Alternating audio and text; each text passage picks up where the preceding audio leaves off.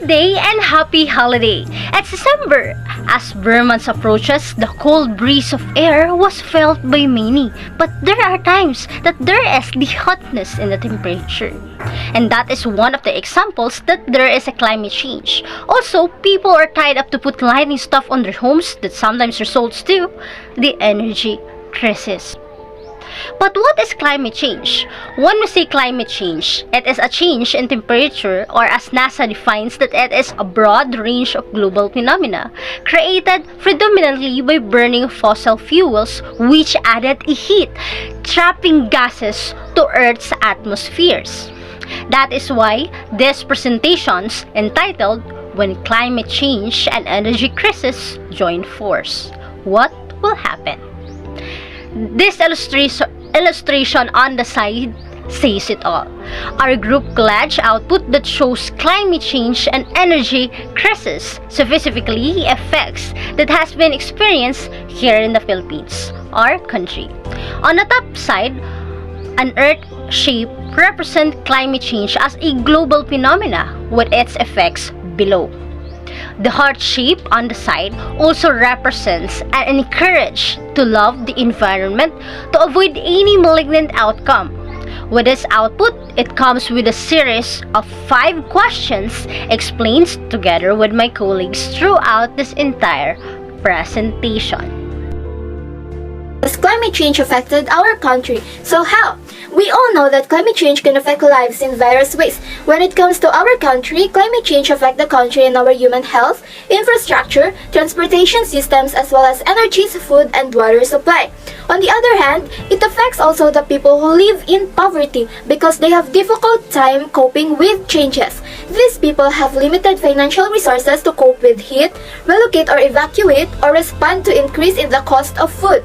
Also, the older adults may be among the least able to cope with impacts of climate change. Not only the adults, but the young children or are in another sensitive age are also affected since their immune system and other bodily system are still developing. Since individuals are affected, it is also affects the urban population as well as economic activities and services. When it comes to the economic activities, climate change also affects the agricultural industry and tourism industry. Communities that develop around the production of different agricultural crops such as corn, wheat, or cotton are depend on the climate to support their way of life.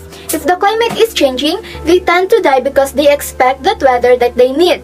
Lastly, climate change will also affect tourism and recreational activities. An increasing number of wildfires could affect hiking and recreation in parks. Beaches could suffer erosion due to sea level rise and storm surge. Changes in the migration patterns of fish and animals would affect fishing and hunting. These events are causes of climate change: flooding, drought, human activity, volcanic eruptions, ocean currents, the Earth's orbital changes, solar variations, internal variability, and etc. These causes have negatively affected the food production and human health. Human health issues increase mortality, impact the food and water availability, and limit worker productivity. There is a decrease in air quality, and they have also increased the spread of diseases and damages to the ecosystems and infrastructure. Climate change is one of the most pressing challenges of our time, and it is essential that we take steps to mitigate its effect. Fortunately, there are numerous ways in which communities can help to mitigate the hazard caused by the climate change. So, one of the most important ways that communities can help to reduce the impact of climate change is by engaging in energy efficiency measures. This can include investing in the latest energy efficiency technologies such as LED lighting, solar power, and wind power, which can help to reduce the amount of energy that is consumed and therefore reduce the amount of climate altering pollutants emitted. So additionally, communities should take steps to reduce their reliance on fossil fuels and move towards more renewable forms of energy. Communities can also help to mitigate the effects of climate change by improving the reliance to climate-related disasters. This can be done by investing in infrastructure that can better withstand weather events, such as strong building materials, Question. improved We drainage first need to system, examine and more how robust solar panels and emergency convert solar plans. energy to electrical energy. Additionally, communities can work to restore and protect natural ecosystems such as wetland, forests, and coastal habitats, which can help to reduce the impact of flooding, storms, and other climate-related disasters. So what is energy crisis? Energy crisis is a concern that the world's demands of the limited natural resources that are used to power industrial society are diminishing as the demand rises. These natural resources are in limited supply. While they do occur naturally, it can take hundreds of thousands of years to replenish the stores. Exactly. Governments and concerned individuals are working together to make the use of renewable resources a priority and to lessen the irresponsible use of natural supplies through the increased conservation. Yes, you heard it correctly, to increase conservation. The energy crisis is a broad and complex topic.